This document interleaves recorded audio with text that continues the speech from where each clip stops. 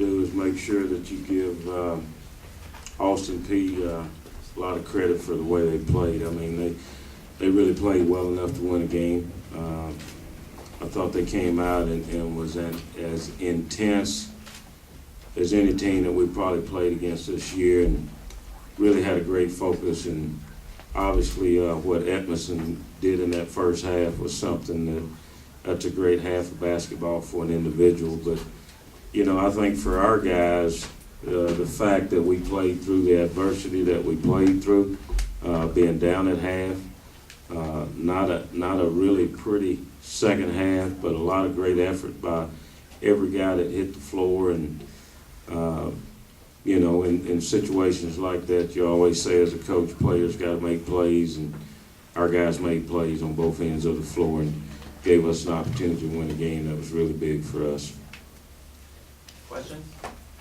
James, Dave said in the last minute and a half or so, right, if you made the big serve, you switched defenses. Maybe what is it that for guys that aren't technical? What do you do? Well, actually, we were playing zone, and actually we did bring our defense up a little bit higher, and got an opportunity to trap a little bit more out of it. And I think it was crucial. Our guys were very active in it, got hands on balls, and got some turnovers. And what it really did, other than forcing the turnover, it gave us an opportunity to maybe score without having to play against their half-court defense, because they were really good in that. And I thought they gave us an opportunity, and we had a good look, I think, out of our trap when we got the ball. Brian had a look in front of our bench and didn't get it to go down, and we kept his head up, and, you know, thank goodness we found him on the three that he knocked down there, and that was a team effort. Although he made it, it was a team effort, because I thought we all were trying to fly to the ball and make the right decisions down the stretch. Brian, would you speak to that three-pointer specifically, and you as well as the two players speak to the hustle that you guys gave largely in the last minute and a half when you outscored them 8-0 to win this game? Oh, it was just we came out of timeout. We went to trap number 12, and I believe the biggest play was Darion and Tarver trapped him at half, and he got the steal. They made the layup, put it down 2. And then on the 3 I hit, I believe Ronnie had a good drive, and he missed it, but he kept fighting for his tip, and he caught it. And then he saw me on the wing, he made a good pass, and I knocked it down. I mean, when you hit it changed the complexion of the whole game. Oh, I mean, it gave us momentum. How big a shot was that for you in 2 years that you've been here? And I think it was one of the big ones, but I got to credit Ronnie for getting that offensive rebound, seeing me in the wing. And both of you two guys too, that speak to the way you chase down loose balls, and you got the rebound after they got blocked a shot, and you got it to them, and just, I mean, that's really what won the game for you, the way you hustled. Oh yeah, well, it was the last 2 minutes of the game, and we just needed to make plays, a lot of extra plays. Coach Green always tells us we need the 50-50 balls, is what he calls them. Anytime the ball's on the ground, or anytime it's just a loose ball, we try to come up with it, and Darion and Tarvin made a good play. And at the end, we just told Brian to just keep shooting, keeping his head up, and my shot didn't fall, and I just hustled to get the ball, and I seen Brian open and had confidence in him to knock it down. James, as a program, you guys have struggled historically against Austin Peay. Does this win say anything about the state of your program right now? Well, I think, you know, I wouldn't just want to measure it against Austin Peay. But obviously, when that's who you play, you kind of look at it that way. And we were competitive in the game up there. We have no less respect for Austin Peay and what they've been able to do over the years. But you realize when you're trying to get a program up and going is that you're going to take some steps. And when you get it to a point that you give yourself a chance to compete with someone that's done as much as they've done in this league, then obviously that's a step in the right direction, you know, in particular with the number of guys that we have back. Actually, we don't have any seniors, so, you know, if our guys work, then yes, we can build some tradition with this group of guys, but it won't just happen.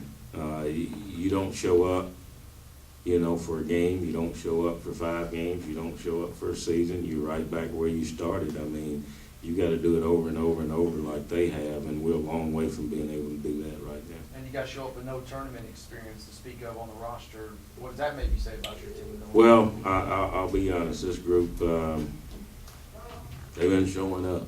I can't. You know, sometimes day before in practice or day of on a game, they're a lot looser than I am. I will say that, and I guess that's been a good thing at this point. But doesn't always satisfy me. But they've been loose enough to go and play, and still play with intensity and play with focus, and that's the way you have fun. And I think they've been having fun playing. Brian, do you feel like you're having fun out there? Oh, yes, that's a lot of fun. Coach Austin Peay shoots almost 60% in the first half. You had 17 points for Evanston. What did your team do to bring those numbers down in the half? Well, I think we paid a lot more attention to him and probably got to him a little bit further out on the court. And I think that made a difference. And I think sometimes as the game wears on, a guy that's made those kind of shots, you go in at half and you come back out and you try to get that same rhythm going. It's a little bit tougher, in particular when the defense makes some adjustments. And I thought when we played zone, we did a better job of knowing where he was. And I think in the first half, we went zone a couple trips, and we didn't pay attention to where he was. A ball screen for him, and he came open, knocked it down, or we lost him on the wing by looking at the ball. We just paid more attention to him, I think, in the second half. And, we had to do it as a team, and if he was in your area individually, you had to take the challenge, and then guys had to help. Coach, talk a little bit about tomorrow's matchup with Moorhead. Well, it'll be the same type of grind. The score may not be 75-70 with those two teams, and then again, it may be or may be more. We never know. But they're another team that you talk about tradition. You know what they've been able to do in the past 3 or 4 years, and since Donnie been there, has been something that's been outstanding. I mean, when you look around the league, what Moorhead and Austin Peay and Murray and what they've been able to do over the years has been pretty special. So it'll be tough. I mean, they'll be tight with the ball. They're going to take good shots. They're going to absolutely guard you, get up into you. It'll be a physical game. And so we obviously we got our work cut out for us. For you guys, for the players, back when you guys were struggling at the beginning of the conference season, I believe 1-6 at one point. Talk a little bit about what it feels like to be here now and the run you guys have made to make it this far. Well, I don't know what to say really about that. Started off 1-6, but we didn't keep our heads down, and we kept working hard in practice every day. I mean, the coaches had belief in us, even in the times when we probably didn't have belief in ourselves. But we just kept fighting and just started getting pretty good wins, and it changed around. And we here, and we just don't want everyone just to think that we're here by default. And so we pretty much just kind of put a chip on our shoulder and came with something to prove, I want to say. So. Yeah, we knew it at some point in the season it would turn around, just out of the fact of us coming out and playing the way we know we can, which is playing defense pretty much. I think we knew if we kept grinding practice the same way we have been, the season turned around. And I believe the Tennessee Tech game at their place was really propelled us in momentum to keep winning and know how to win. Ron, you got 6 offensive rebounds, your team had 16. How much of a focus was that, and what kind of impact did it make on the game? Rebounding period is big with us. We kind of undersized, so like Coach just said, everyone go to the boards. I mean, I just try to get as much rebounds as I can for my team. And when the shot goes up, just go in and just working hard pretty much, and came up with the ball and fell my way today, so it helped out. Ryan, you scored all 18 of your points in the second half. Can you tell me a little bit about what they were doing differently that allowed you to score your points?